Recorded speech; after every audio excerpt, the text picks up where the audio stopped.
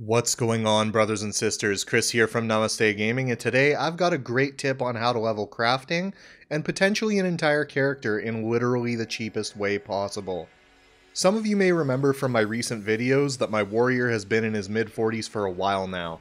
I kinda got stuck in a rut with the game. I realized after getting my ranger to 80 that my usual dislike for pet classes applied to this game as well. You'd think I'd have learned my lesson after literally never being happy with a pet class in any other MMO that I've played, but I guess I didn't. In any case, I decided to make my warrior my main, and last night I decided I just wanted to get him to level 80 ASAP. And here he is in his crappy Masterwork World v World gear with level 40 runes, ready to do some zone clearing. From level 45 to level 80 in one night. Not bad, huh? So, here's the website that you're going to be using to help you out. Big shout out to one of my subscribers by the name of Rohan who directed me to this site in the first place. Thanks, brother. The address for the site is gw2crafts.saladon.net. I'll put it up on the screen for you guys. And up at the top, you're going to see a menu bar. You're looking for the Guides Normal dropdown, and from there you can select which crafting profession you want to level. So, here's the deal. You're going to need gold for this. Cooking, jewel crafting, and artificing are the cheapest professions to do this with. By leveling them, you're going to get around 30 levels for about 10 gold. After that, from what I've seen, you're pretty much paying about 1 gold per level since the remaining professions cost about 10 gold each to level to 400. If you have a level 80 and want to get your alts caught up or even make a new main, this is the way to do it.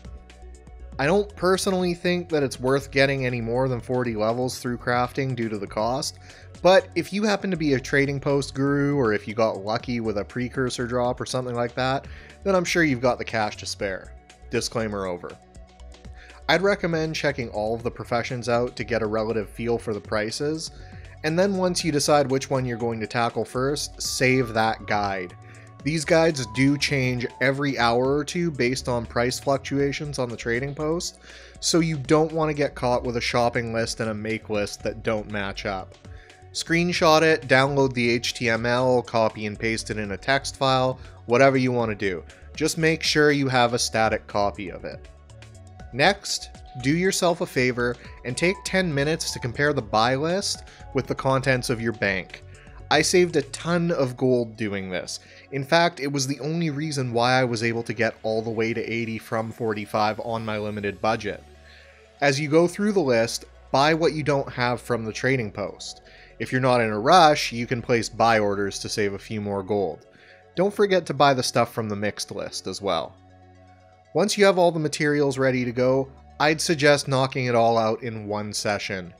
It takes between 1 to 2 hours from start to finish depending on the profession, and since the guide gets you exactly what you need to go 0 to 400, you can't really afford to lose track of where you're at in the make list. Save yourself the headache and do it in one go. Now, you will probably run out of bag space while doing this. The good news is that you're going to be parked in front of a vendor, and you can access the trading post from anywhere, so it's no big deal. Make sure to check the trading post before you vendor things.